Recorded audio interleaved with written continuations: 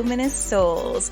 Thank you so much for tuning in. Your presence is both welcome and needed in this sacred space. This is Faith-Inspired Action, the podcast.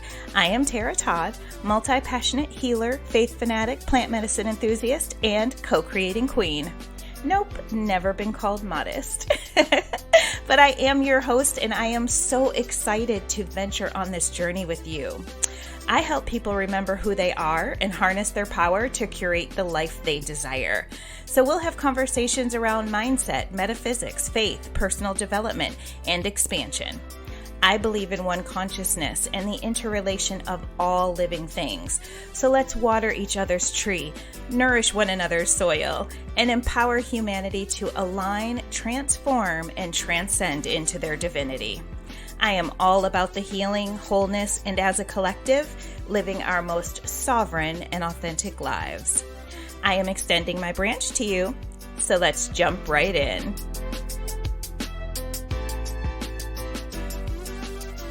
Hello, my luminous souls. Thank you so much for joining us for another episode of Faith-Inspired Action, the podcast.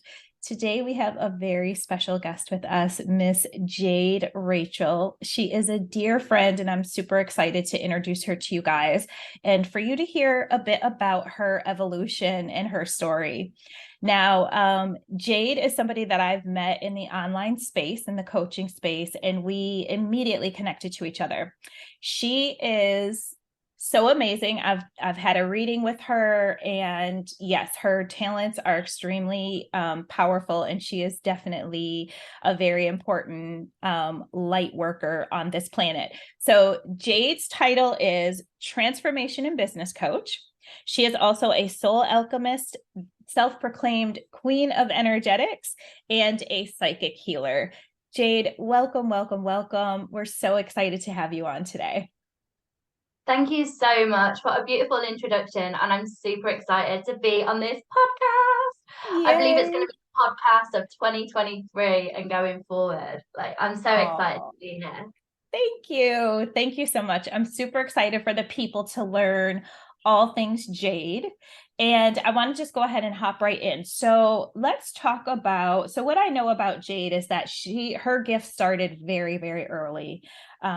She was extremely young when she initially started to be able to communicate and see and hear and engage with the other side. So can you tell me what that was like with your childhood as far as, were you immediately comfortable when you started seeing spirits? Were you frightened? Did it take you some time, or did your soul just have that knowing, and were you always just calm and just kind of felt it was a normal path for you?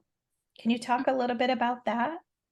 Yeah, sure. So I was at a very young age, and my first memories of the first family home, where I lived with my mum and dad at the time and younger brother, it was known as, oh, it's spooky, it's haunted. I had there was 9 cousins, and they'd always be around our house, and they'd always mention things of the paranormal activity going on in that space at the time. So marbles coming down the stairs, footsteps, there were objects that were moved at the time, and at the time there was a toy called a fur baby, going way back, but it used to make some creepy noises when you'd feed it or press some buttons. It was a bit of a creepy toy. Okay. Now, how old were you when that was going on? What do you remember? 5.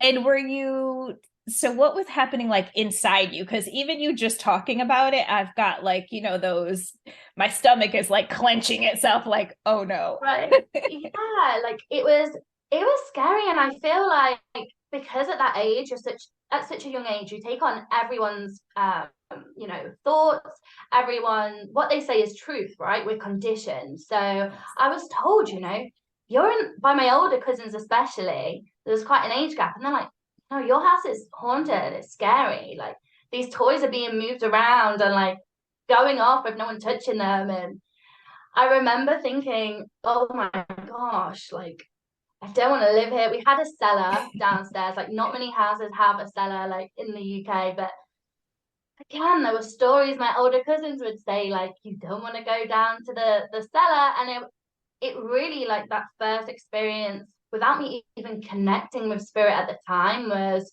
oh my gosh, this is going to be bad. Like, it's scary. Wow. Right. And I was conditioned that way. And I remember, I used to be petrified of, at the time, there was a film called The Wizard of Oz. And I was scared of, like, the Wicked Witch of the West that used to be on there. Like, I used to be petrified of her. And, like, in the dark, like at night, I remember, like, I started to hear things. Right. So I started to hear, like, nothing bad. There was never anything bad. There was never any threats, just messages like speaking to me. But I was petrified, I guess, because of what I'd been conditioned. I thought it was the Wicked Witch of the West or this haunted house. And I would stay under the covers, like with my eyes tightly shut. And I'd be saying, leave me alone. I'm scared. Like, leave me alone. I don't want to speak. Or, screaming to my mum at the time in the other bedroom, to come in and rescue me, I guess.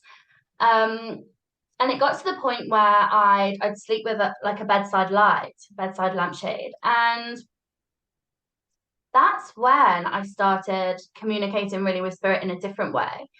So I'd seen the side I didn't like it was scary for me to see someone who I wasn't familiar with, right? Like, they had a lot of spirit in that house that weren't bad spirits. However, they are not in my comfort zone. I don't know them. Like, why are they in my house? Gotcha.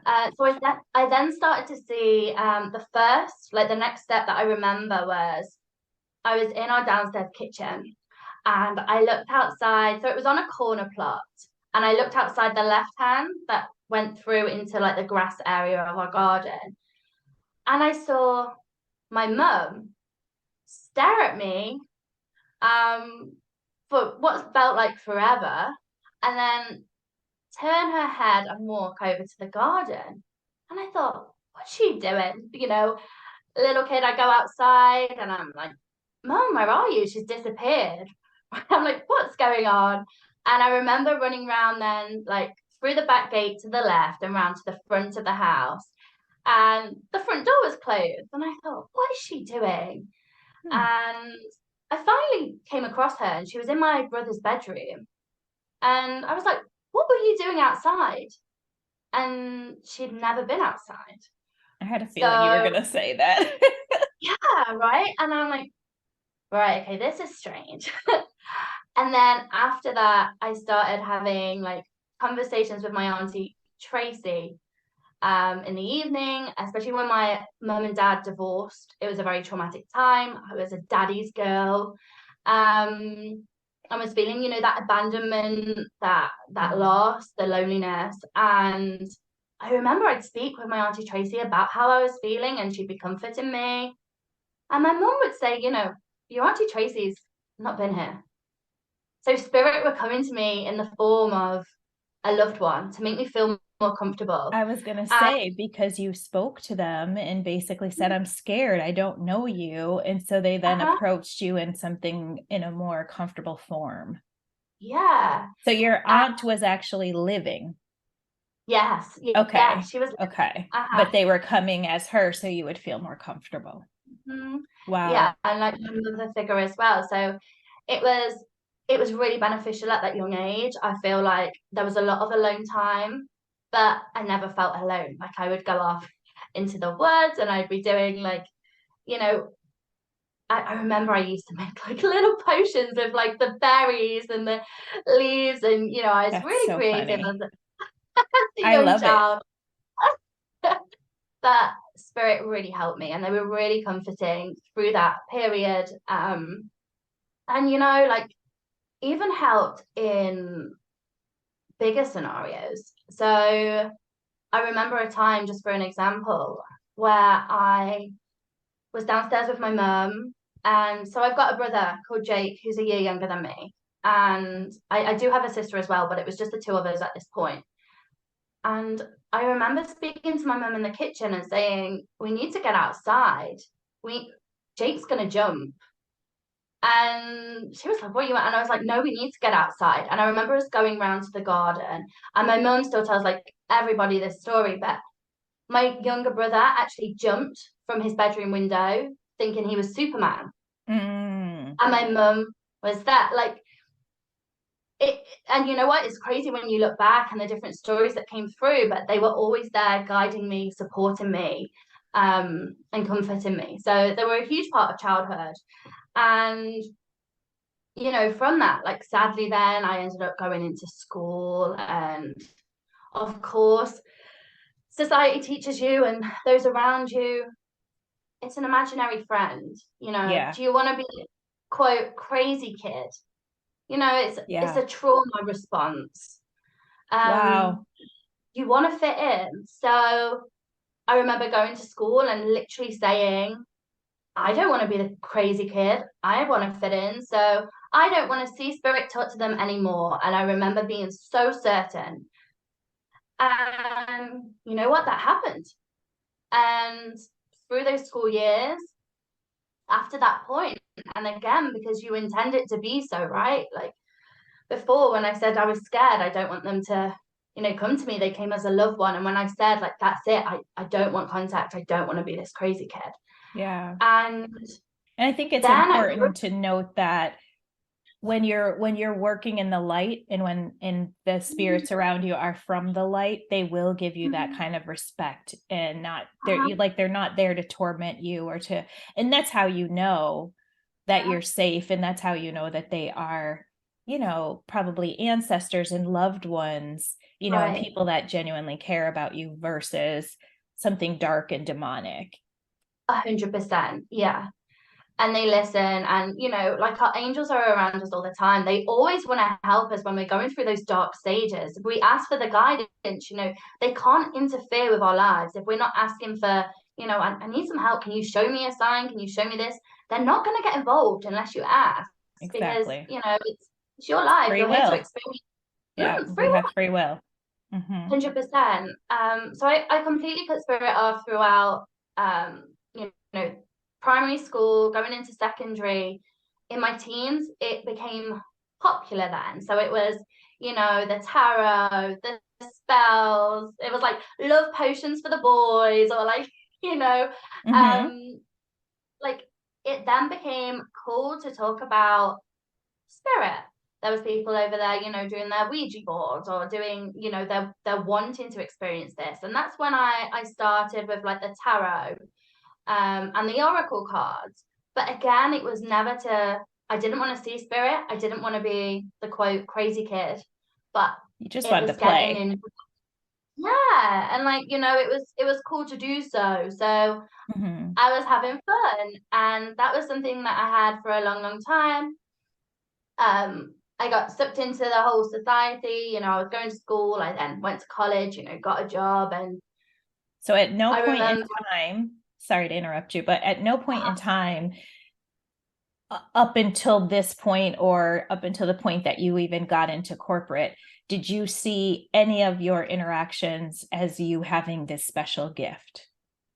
no, I'd completely put it down. Completely. Like, Okay. disassociated myself, and did tarot for fun.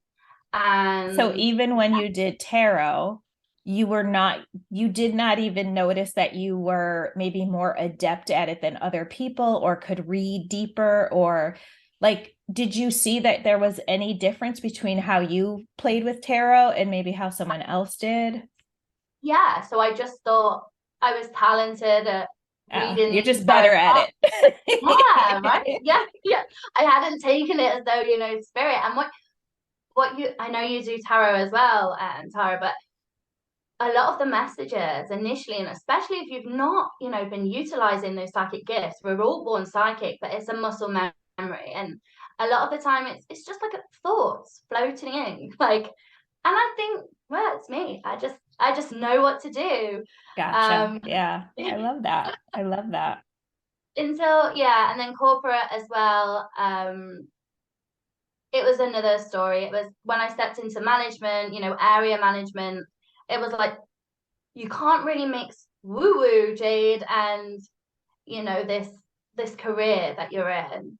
So it was more, I do it as a hobby on the side with my friends, or for people who are, you know, similar. I ended up attracting people into my space, which, you know, happens when you're an energetic match. But I ended up, so there was another manager at this firm who was a really strong psychic and medium. And we actually started talking, and I was like, wow, like, I'm not alone. I'm not the crazy kid, right? Like, and a lot of these memories started coming back because you kind of push them down, don't you? Like, Yeah. I don't want to deal with Repress. that. I don't, Yeah. aha. And yeah, I started speaking with her, and then shortly after, a coach came into my space, so a psychic coach, and I was like, oh, okay, like she's making a career. This isn't weird and crazy. And there was just more people coming who just connected on my level. And I guess, you know, and I've had to go through my trauma, but with my parents divorcing and, you know, other things that happened in my younger years, I definitely had that abandonment and that need to be loved, the need to fit in. So that's what I wanted. And when I actually felt comfortable, like, these are my people, like, I can be myself. That's such an Like, it, amazing feeling. Like, oh, when you find your tribe and you start to right. realize, like, I can be loved and accepted just as I am, it is the best. Uh-huh. It is the Oh best. my gosh.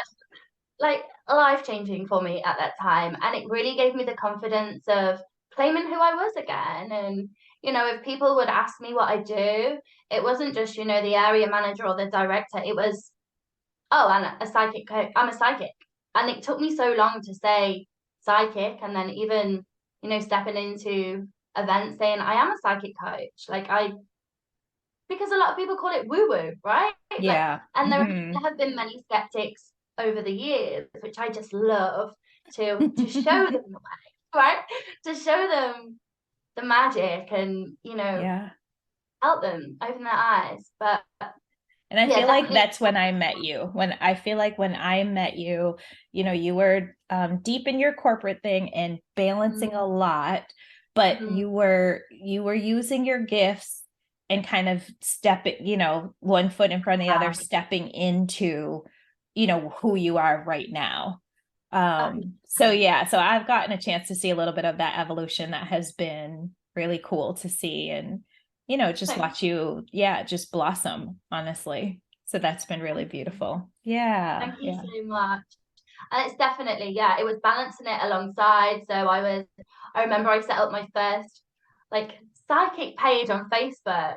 And again, it was just something for me because that's where my passion was. Like, I was getting excited. I've always loved, you know, the mystery, the fantasy, the magic, the other side. And I thought, you know, let me start tapping in there more. Like, I'm not so strange now. Like, you know, I Mm-hmm. have people that accept me for me. And I remember opening this page and having people come from worldwide. And I was Mm-hmm. reading for them, and I was thinking, whoa, like, okay.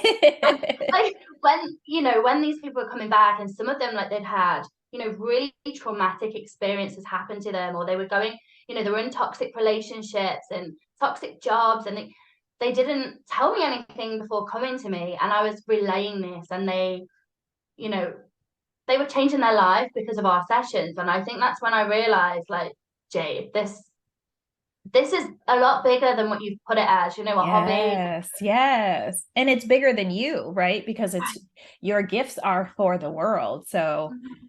yeah, that's really amazing. I love that. And I love that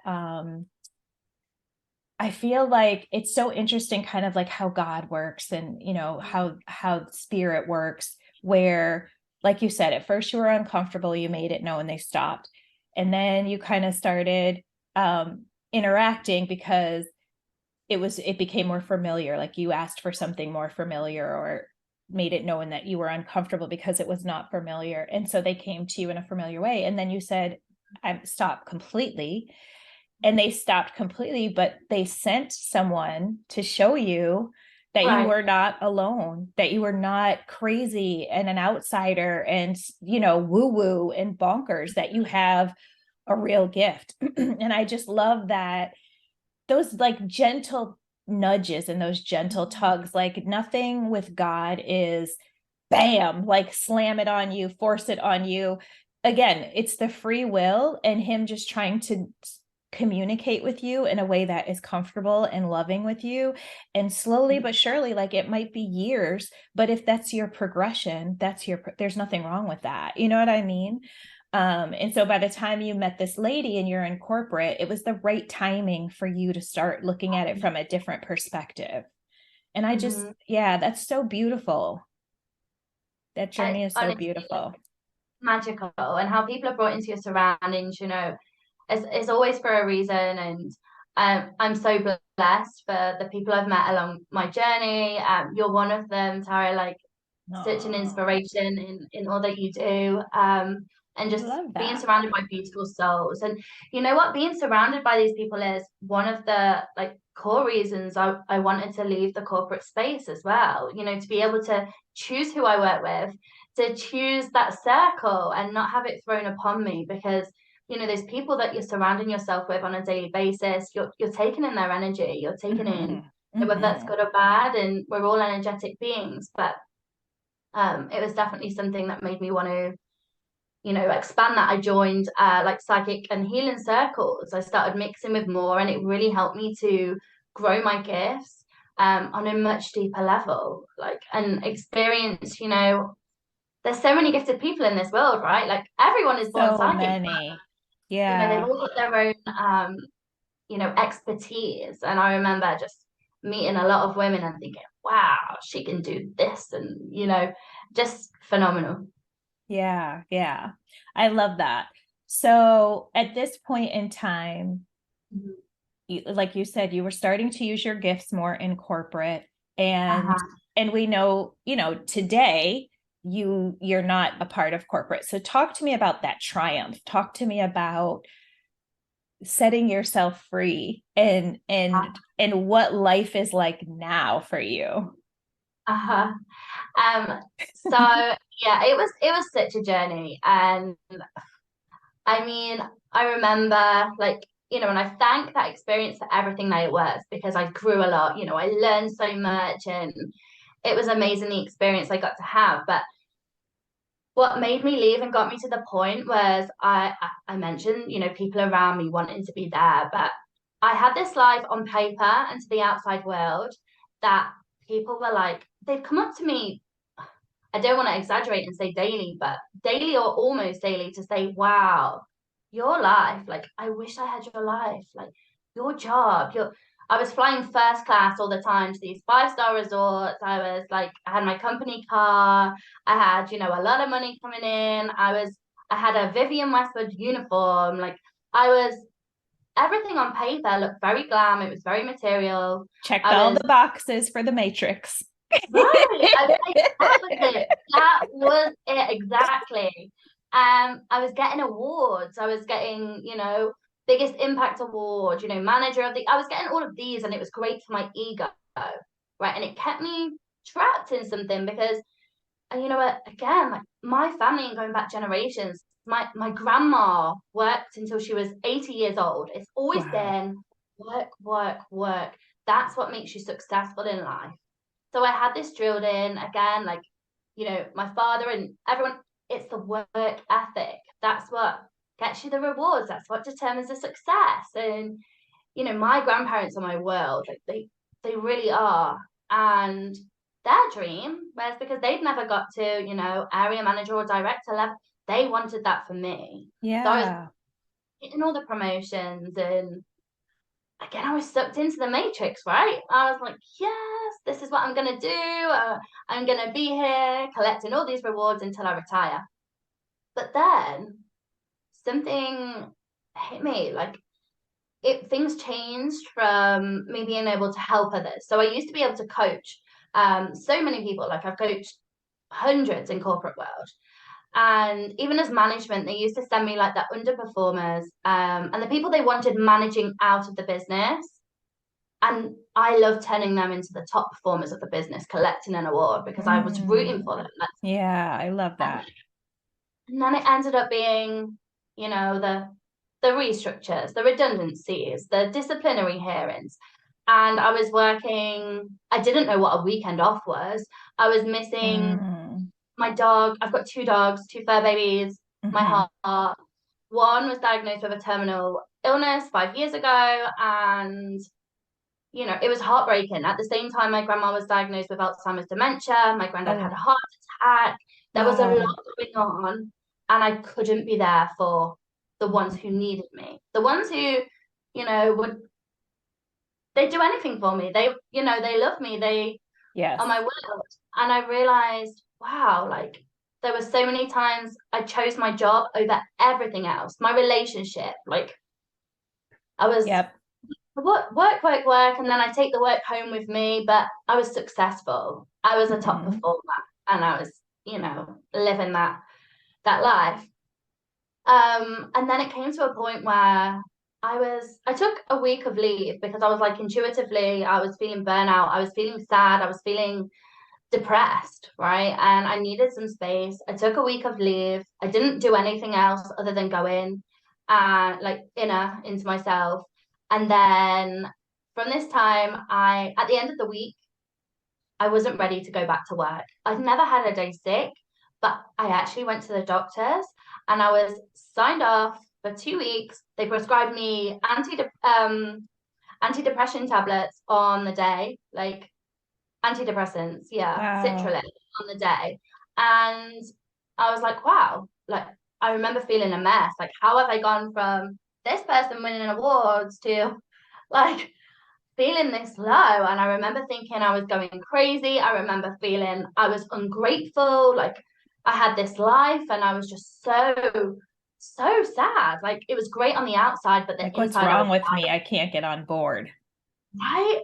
And one of my closest friends at the time, she came to see me during this, period. And I always had looked after my appearance. So it was always the nails done, the face of makeup, the hair was nice. And she'd come to see me and I was like greasy hair. All my nails had like been chewed off. I had no makeup on. My eyes were like golf balls because I'd been crying. My skin was dry. And like, she looked at me and literally she burst into tears with the state I was in, right? I know. But what changed for me in that moment was when I told her how broken I was. And she said to me, it's okay. Put a smile on. That's what you always do. Like, and I realized that's what I'd been doing. That was the moment that was like, yeah, oh, like this is what I've been doing. I'm not happy. So the game changed. And from that, I started diving more into energetics, the laws of the universe, how you can manifest, and I got really clear and certain on what it was that I wanted, which was to be able to spend time with my loved ones, have that time freedom, be there for them, and not have to dim my light to hide who I was, and to be able to help people, because that's where I was, that's my reward in life. Like it's never been financial for me. Like it's always been the impact I can give. So yes. And of course, finances come with that. When you do good, you give out, it follows. But I wanted to have that impact on people's lives. So I was manifesting, and literally there was a restructure come up, but the third in less than 2 years. So it was completely unheard of. And there was a voluntary redundancy spot that came up. And I was in a good position where, I didn't have to interview for my job.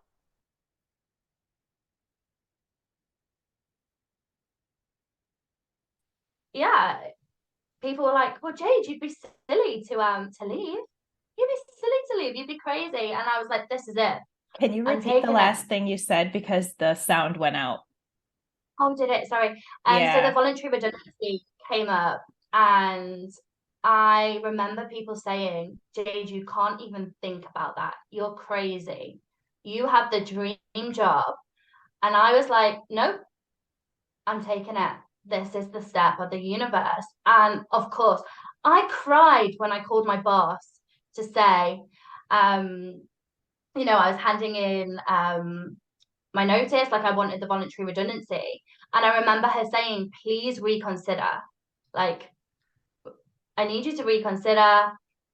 Just take your time. And I remember this, the self-sabotage, the fear, and everything in between of, you're not going to be able to do this, Jade. Like, you've never created your own business before. How can you set up a LLC, a limited company? How are you going to get, everything in place?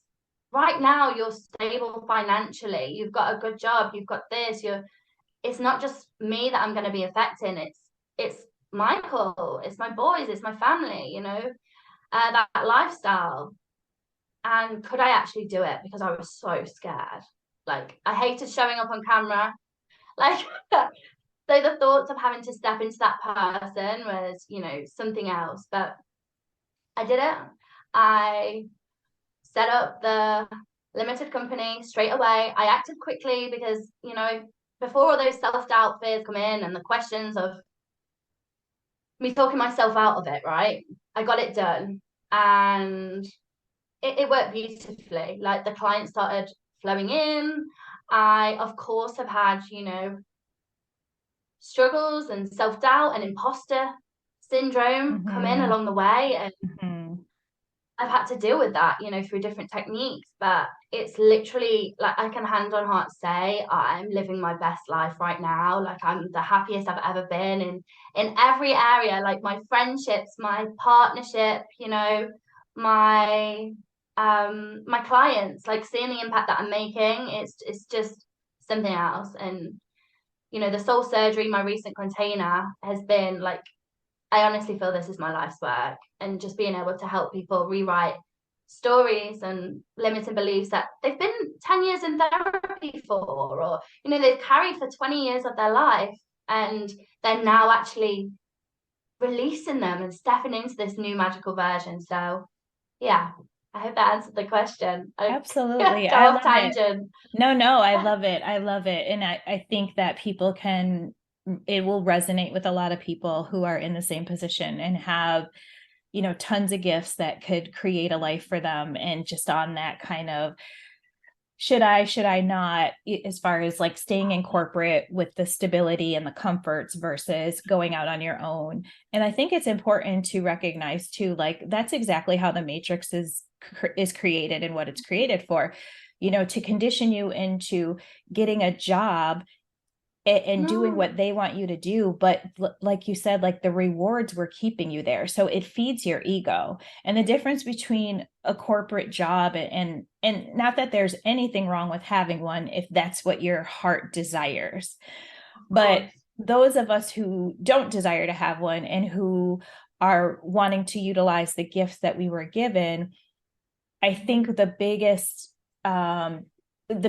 difference between the two is how the world will feed your ego, but your soul gifts will feed the world.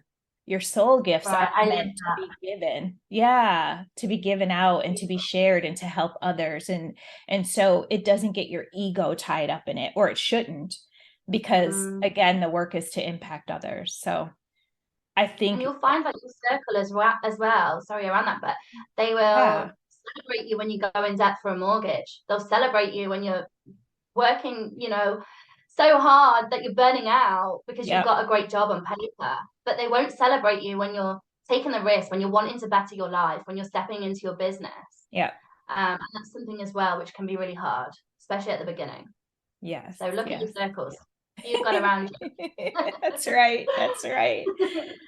Jade, thank you so much for sharing. This has been such a beautiful time with you, and of course I plan on having you back, because as you continue to grow and evolve and excel, I'm going to want to learn more and more and have you share that with our people. So yes, thank you so much for your time and your energy and your love and just sharing your journey. It's so beautiful to see you really stepping into your power. And, if you hadn't done that, we may have never even met. And I think it's been so beautiful to just connect with you across the pond and have a soul sister out there. So, thank you. I really do appreciate you. And we will make sure that we put the links in the bio and the summary so that people can find you. And reach out to you and get some readings or get some Reiki and all the goodness. Sound good? Thank you so much. Yes. Honestly, it's been such a pleasure being here and always in your space. So thank you for having me. Thank you, my love. And to our listeners, as you know, as always, I love you and I speak blessings into every area of your life.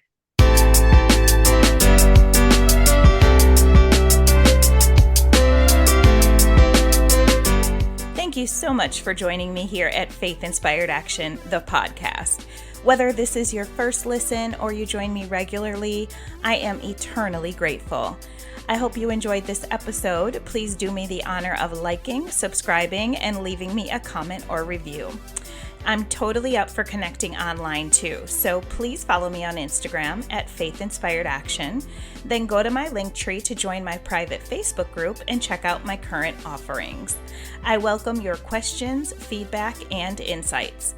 Also, if you have something amazing to share with the world, I'd love to invite you on a future episode.